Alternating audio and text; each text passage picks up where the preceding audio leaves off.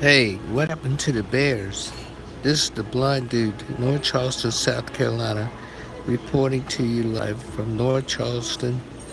And this is Robert's Barbecue on 5120 Ashley Phosphate Road, where you can order your food online and pick it up.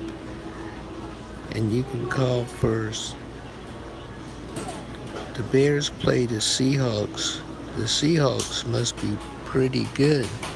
They almost came and beat the Bears. They only got beat by a touchdown, 7 points.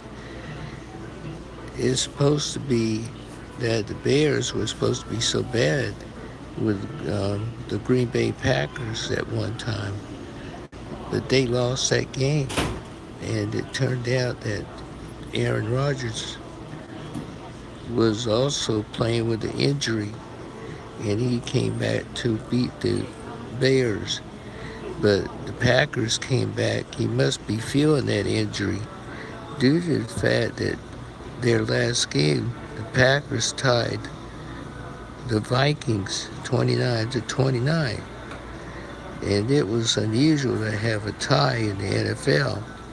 It costs money all the way around to have a tie. This shouldn't be happening. But what happened to the Bears? They didn't execute properly, and they was outplayed by the Seahawks. The Seahawks was in the game all the way. The Seahawks came back and might have won it. And it was going to be a great Monday night NFL game. We also have a note in there about whatever happened to Brady and Company. You know, Brady and Company is such a great Super Bowl team. They won that back to back. And here we are looking at them already lost to the Jacksonville Jaguars. I mean, come on. This is nuts. This is going to be a bad year. And the Cowboys won their game. They must have woke up and smelled the coffee Sunday. Let's see. This reporter notes that everything is looking upright. I think one game the kicker couldn't kick a field goal. It hit the upright. So who knows how this season's going to come out. And who knows what's going to happen. We had a player, Monte Davis, to retire. I didn't know they can retire at the middle of a football game. I hope he knows what he's doing. That money will not come in. I hope he uses this money wisely and open up a restaurant business. He could probably sling hash and make probably better money at a nationwide chain. He's got endorsements and stuff, so I think he's probably do all right. And I don't see how somebody can retire in the middle of the game. Whether or not he's going to get in trouble for doing that, who knows? And it's too bad somebody couldn't break the knee of Colin Kaepernick. Maybe he wouldn't be able to take a knee during the national anthem. So who knows how long this is going to stay in place. There's something come up and he'll take a knee for something. And I hope they fine him and get rid of him. He doesn't think the NFL should have the right to fire a player who disrespects the national anthem. For this is a great country to be in. There's inequality everywhere. There's discrimination everywhere. So there's nothing to, not worry about.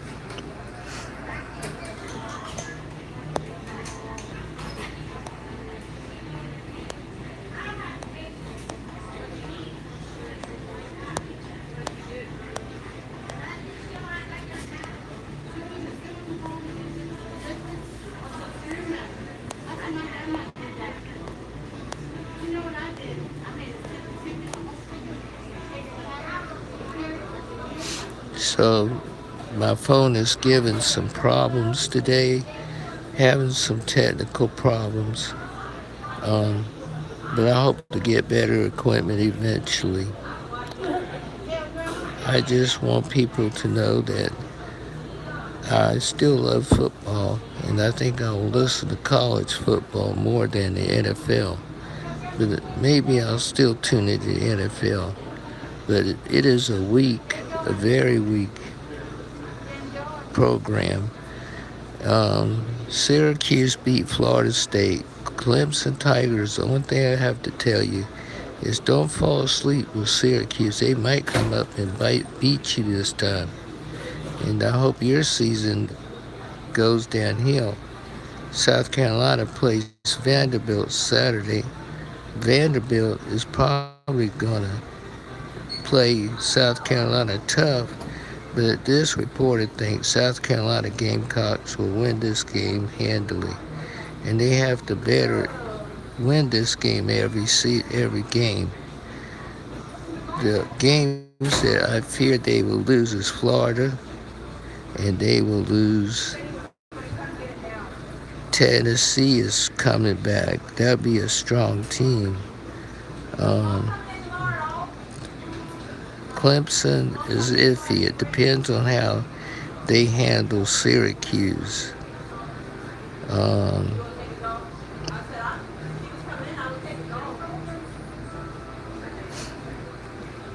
Let's see. South Carolina plays Chattanooga is a win.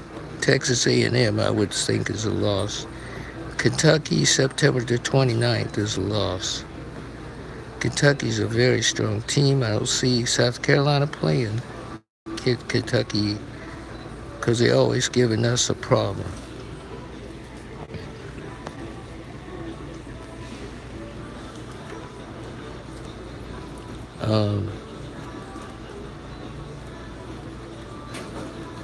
Missouri's an iffy game, but winnable. So I think overall 8-4 would be this season. And Clemson was so far as 3-0. Syracuse might be 3-1. I got a feeling Syracuse will come back and upset Clemson.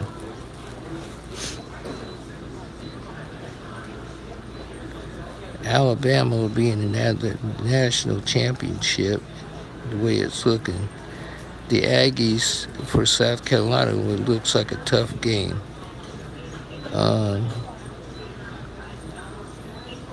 It is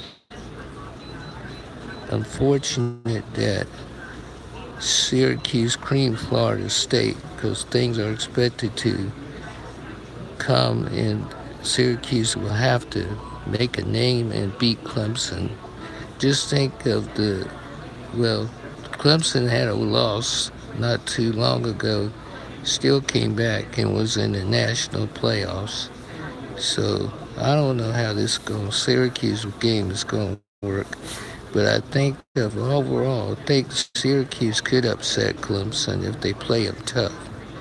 So I like Syracuse in this game. I could be wrong, but Syracuse played Florida State tough, so it should be a great game.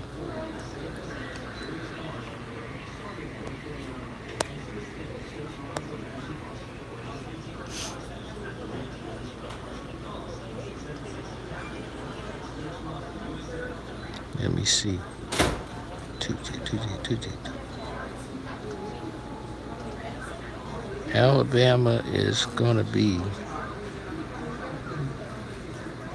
good this week, no matter who they play. But this is a great weekend of college football. Florence Storm is over. North Carolina is on recovery. It should be the fact that all the teams might be back in play, and it'll be a great weekend. It'll be a full schedule. High school football's coming back, except for those areas upstate affected by Florence. But I think the Thursday, Friday, and Saturday is going to be real good football games. Citadel should play at home this Saturday. Sunday is the NFL Pro Football games.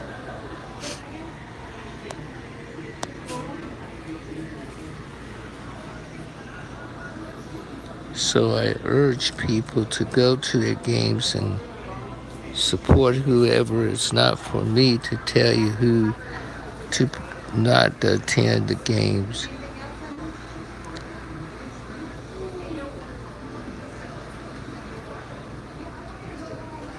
See, Notre Dame is playing mediocre.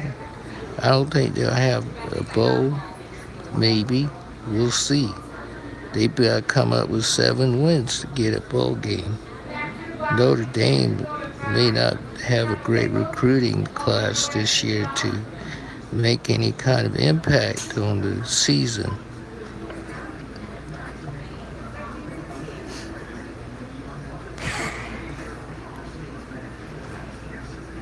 Oh yeah, Davian Clowney and the Texans, they lost their game. That's surprising. So it don't look like a good NFL season to begin with.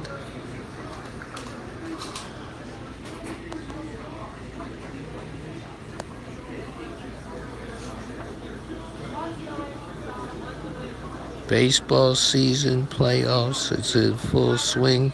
Looks like the Braves are in the playoffs. Hopefully they got one more set of games, I believe, and then we'll see how they handle being in the playoffs. And I am so glad that we have fall coming. Football's here. Baseball's a reminder of summer, and I'm glad it's winding down. A day like today, it's 102, folks. Heat index. And it is a rough go. But we'll handle it because Saturday coming is fall. Summer's over. The wicked witch of the west is dead, for summer is over. Thank God. Now we got to look forward to cooler weather, no more hurricanes. If they form in October, they're not much, so nothing to worry about there. Crows and blackbirds and winter birds are coming in. It's a good sign cooler weather is coming. Drier air is coming in. So it looks great now. It's going to be great football weather. The wife and I are still going to the Citadel game. That game will be at 3 o'clock Saturday at Johnson Hagan Stadium. The wife and I is going to be there, and we're going to root for the Citadel, and I believe the Citadel will win, and we're going to have the root for the home team, and we're going to be, I want everybody to be urging that this reporter wants to be on the sideline and reporting on injuries and players and different things. So it can still be possible, and I can do everything nobody else can do. So and in fact, I can do it better. I'll talk to you later. First of all, side notes. I did a painting, that's right, I did a painting for the National Federation of the Blind. I signed it, entitled it, and I will frame it. It's going to be up for auction, and the money is going to be raised towards building a National Federation Blind Center for the Charleston, South Carolina area, maybe North Charleston. We're asking the mayors to put up a building that would house a way of teaching the blind how to cook, how to sew, how to be independent, how to maybe do repairs, or how to do a computer, be ready to get a job, be independent, not be on Social Security, not be independent on Social Security. And also the books are on sale. Christian Faith Publishing is my publisher. You have to go to Barnes & Noble or Amazon.com. They're available online. Call Christian Faith Publishing 866-554-0919, and somebody will be able to help you at extension 3809. That's my publisher. My agent, her name is Amanda.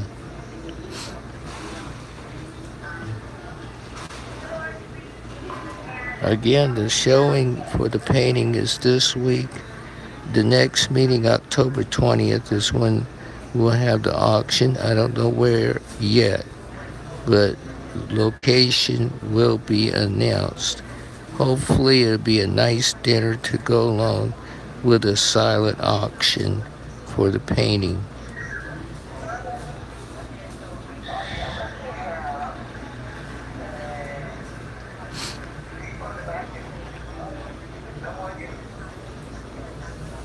The National Federation of the Blind has no center in Charleston. All things are in Columbia. We want a center in Charleston, South Carolina, as an outreach program for the blind, especially for those that recently became blind and have a hard time of adjustment. So we know for the fact that we can get the money put together or get a building donated once people know our cause. And Brian Clary of Y102 knows about it, and their number is 843-721-10025. Also, Best Choice is my internet group. Make sure you contact them at 800-457-5058 and ask them about Davis Veteran Services and also sportsbuzz.com. They both have donation buttons on the side, so y'all be able to donate money now. I wish y'all to do so. Do not look at my blindness as a disability, for I will not let this stop me. I am a writer, I'm a painter, and I will not let this stop me from doing Sports Buzz. Sports Buzz will be a reckon with ESPN. So sooner or later, I will be recognized. YouTube has, and they will also be ESPN. So I hope to be in there, and I will be a sideline reporter. Laugh if you may. They laughed at Noah building the ark, but guess what? The rain did come. They laughed when they banged on the door that won't be in. No way. So this is the blind dude of North Charleston, South Carolina. Say bueno noches, bueno cada dias, amigos and señoritas and senors, and have a good day and blessed day. And God bless America.